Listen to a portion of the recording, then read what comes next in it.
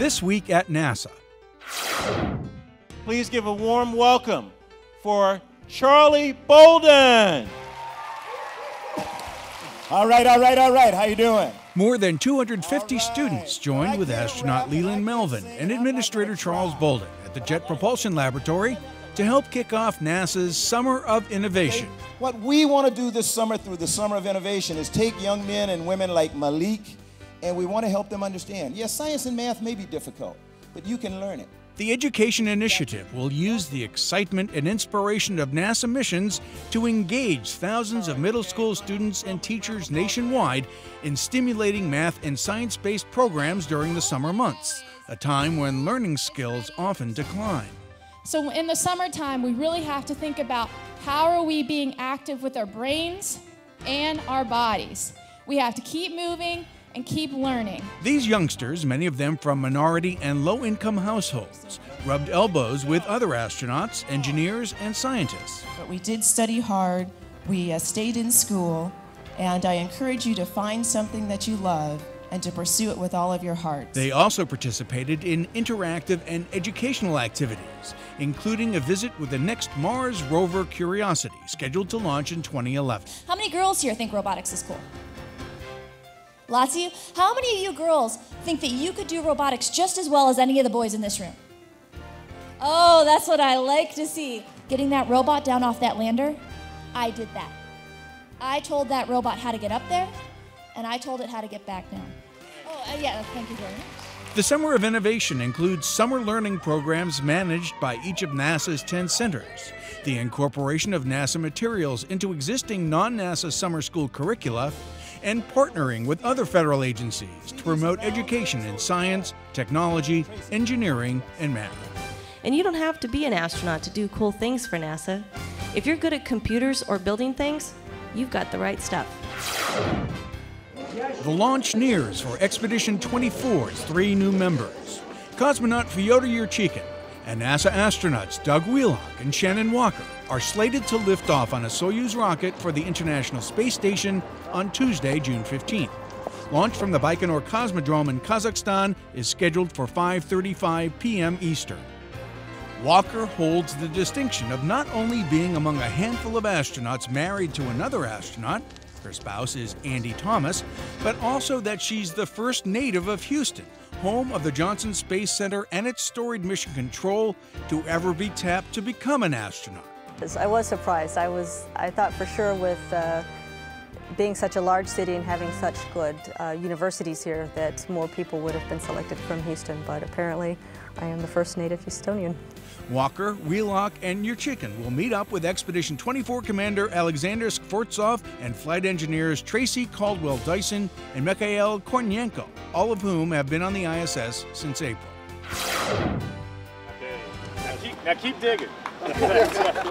The Langley Research Center has broken ground on a new facility dedicated to bringing astronauts home safely from space. I look forward to many other groundbreakings in the future as Langley continues to lead the United States in advanced aeronautics research. The center's new Hydro Impact Basin will certify future space vehicles for safe water landings. Scheduled for completion later this year, the 115-foot long, 90-foot wide, and 20-foot deep basin will host a series of water impact tests for the Orion crew vehicle next spring. The results will help validate and improve Orion's design and engineering. The new Hydro Impact Basin will be situated next to Langley's historic Landing Impact Research Facility, also known as the Gantry, where Neil Armstrong learned to walk on the moon. That's one small step for man, one giant leap for mankind.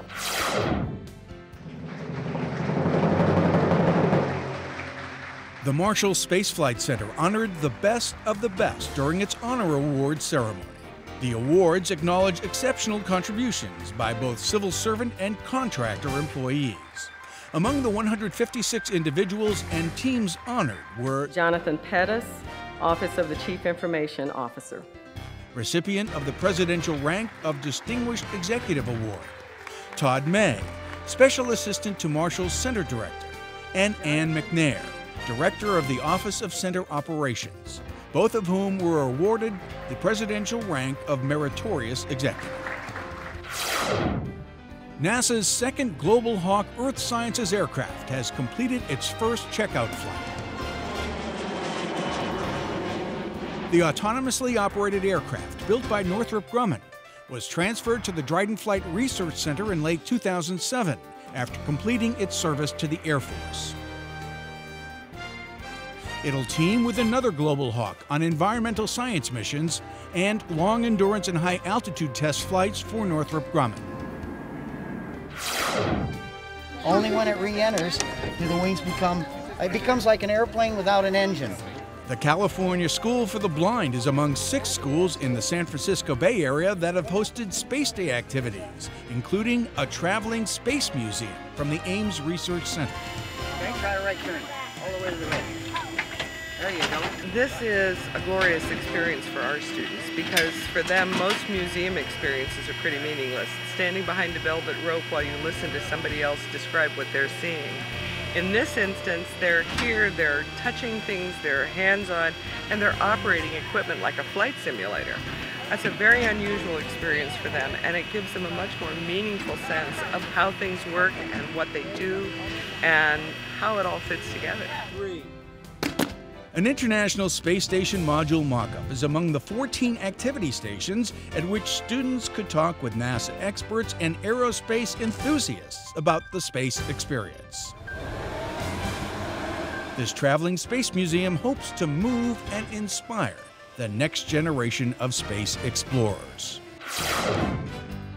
The Ames Research Center turned the spotlight on NASA's collaborative Smart Skies project by showcasing the curriculum software at a kickoff media event. Okay, how about Southwest? How many miles away from the Death Star is Southwest? 26. Good. Smart Skies is an online air traffic control simulator that offers multiple modes of problem solving for 5th through 9th grade students. Students can then apply their solutions to air traffic management problems. A team effort of NASA, the Federal Aviation Administration, and local education foundations, Smart Skies promotes science, technology, engineering, and math among underprivileged kids from the San Francisco Bay Area. And that's This Week at NASA. For more on these and other stories, log on to www.nasa.gov.